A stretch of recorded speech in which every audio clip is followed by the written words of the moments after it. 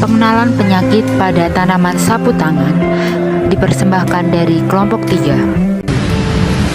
Perkenalkan, nama saya Muhammad Yuda Mahesa, biasa dipanggil Yuda, saya dari Bengkel Forestry 2021. Perkenalkan, nama aku Syakira David Sarosi, biasa dipanggil Insa dari Angkatan 21.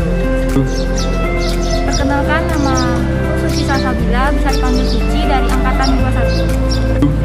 Halo, perkenalkan, nama saya Vincentius Andri Grano Pasquale, biasa dipanggil Ale, dan saya di sini dari Angkatan 2020. Perkenalkan, nama saya Viola Cantika Madea, bisa dipanggil Viola dari Angkatan 2020. Penyakit tanaman merupakan suatu proses perubahan dalam suatu organisme atau lebih dari rangkaian proses fisiologis penggunaan energi yang mengakibatkan hilangnya koordinasi di dalam tanaman inang.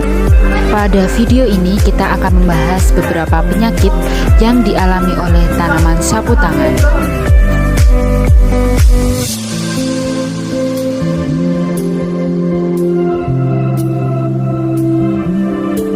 Maniltoa grandiflora memiliki batang yang berpenambang bulat, padat, dan berwarna kulit coklat keabu-abuan. Jenis akarnya termasuk akar tunggang dan berwarna putih kecoklatan. Batang tegak, bulat, bercabang simpodial dan berwarna coklat.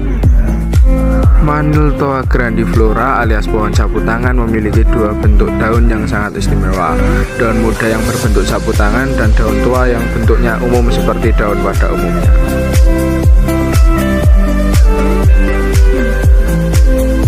Maniltoa grandiflora memiliki bunga majemuk berbentuk malai dan terletak di ketiak daun dan ujung cabang pohon.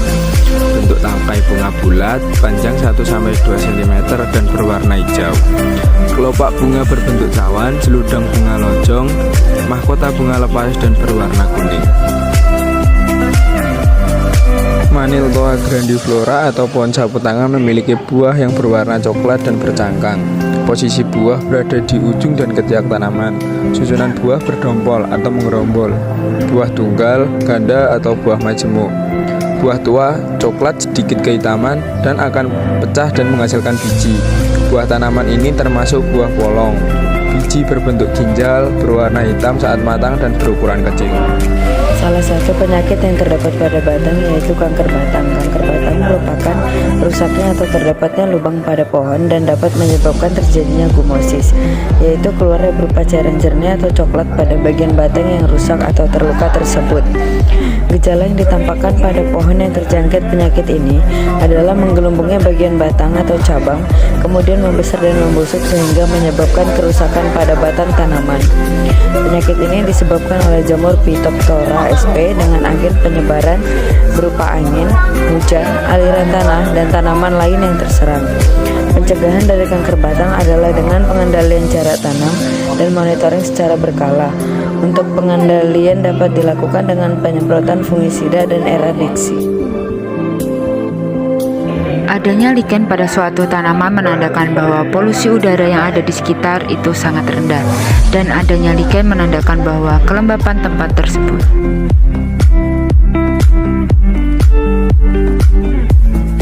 Pada bagian batang ditemukan beberapa lubang yang terdapat telur-telur serangga. Selain itu, pada bagian batang ditemukan semut merah. Semut berperan sebagai agen penyebab mati pada suatu tanaman. Pada tanaman ditemukan penyakit yang disebabkan oleh faktor abiotik, yaitu daun berwarna coklat mengering pada bagian ujung dan tepi. Gejala daun coklat mengering pada bagian ujung dan tepi merupakan tanda tanaman terserang sunburn. Sunburn terjadi ketika transpirasi daun tinggi namun tidak diimbangi dengan pasokan air yang cukup, sehingga tanaman akan kekurangan air dan menyebabkan daun mengering. Gejalanya, daun akan berubah pucat dan dalam waktu 2-3 hari akan timbul luka-luka di dekat pucuk dan tepian yang menyebabkan daun mengering. Pencegahan sunburn dapat dilakukan dengan manipulasi lingkungan dan pengaturan penyiraman. Sementara pengendaliannya dapat dilakukan dengan pemberian naungan maupun penanaman di tapak yang sesuai kondisi.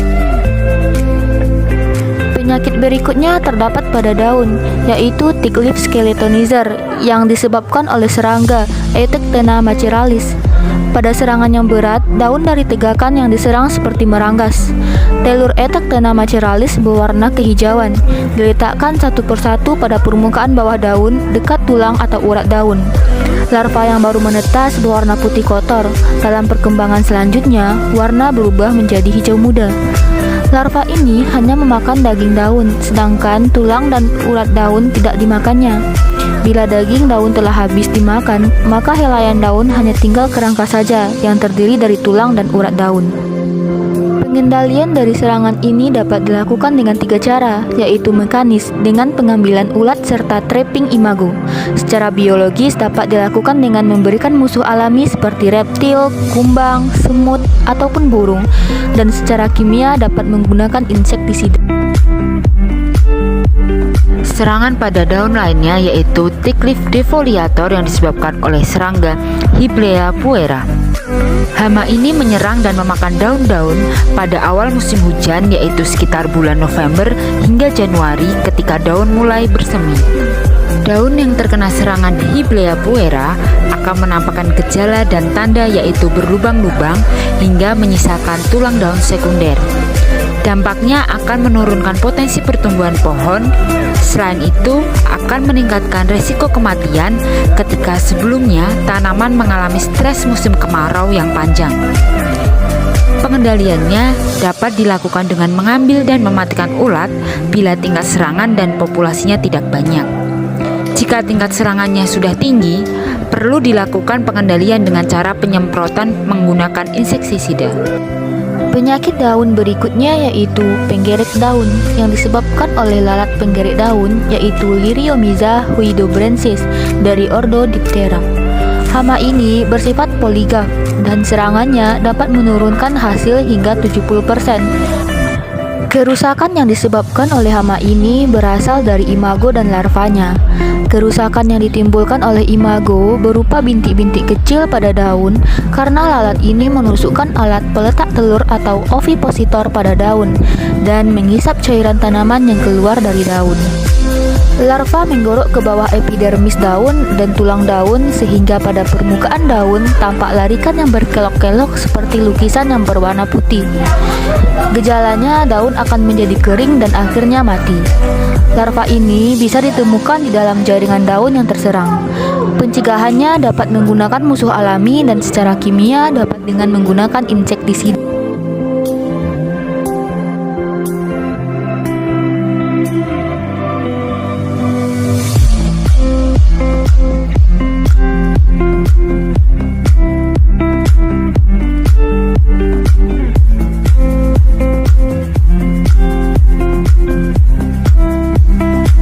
Pada tanaman ini ditemukan epifit. Epifit merupakan salah satu kelompok tumbuhan penyusun komunitas hutan yang memiliki keanekaragaman jenis yang tinggi. Epifit tumbuh dan menempel pada tumbuhan lain untuk mendapatkan sinar matahari, air, dan menyerap unsur-unsur hara dari mineral dari kulit batang yang membusuk dari pohon tempat bertumbuh. Epifit yang ditemukan yaitu Cycloporus lanceolatus yang merupakan salah satu tumbuhan paku epifit di mana dikenal entalnya memanjang, tumbuh rapat menutupi batang pohon yang ditumpanginya. Terdapat gulma pada tanaman ini. Dapat diketahui bahwa gulma merupakan tumbuhan yang tumbuh di sekitar tanaman budidaya yang kehadirannya tidak diinginkan karena menurunkan hasil yang bisa dicapai oleh tanaman produksi dan juga menjadi sarang hama dan penyakit.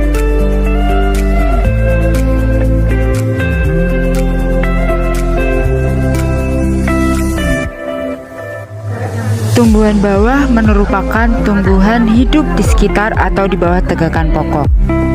Tumbuhan ini dianggap mengganggu karena pertumbuhannya yang sangat cepat sehingga menimbulkan kompetisi yang dimaksud diantaranya kompetisi unsur hara, air, dan ruang tumbuh. Dampaknya dapat menghambat pertumbuhan dari permukaan tanaman pokok, memicu kebakaran, menyebabkan penyakit hama.